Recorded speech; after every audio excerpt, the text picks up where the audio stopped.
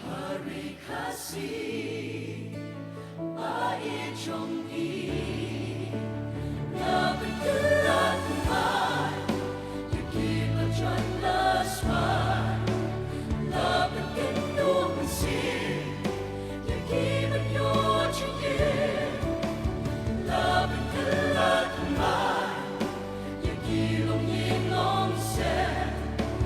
la bergendung bersih Jesus van geschehen und die Balano Achingstin Shakayin Mahin Kitang Angkin Banduan Hapat Chong Mitra Banyarolam Dasurjinwa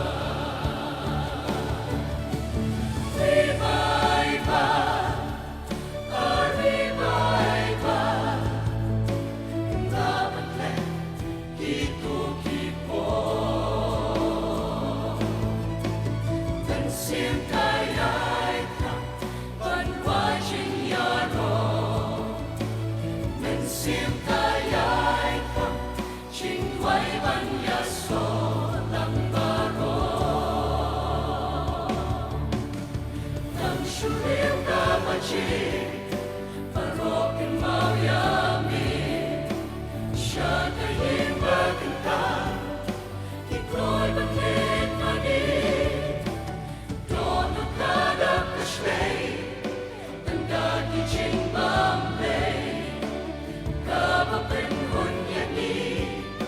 Hakame mat kesni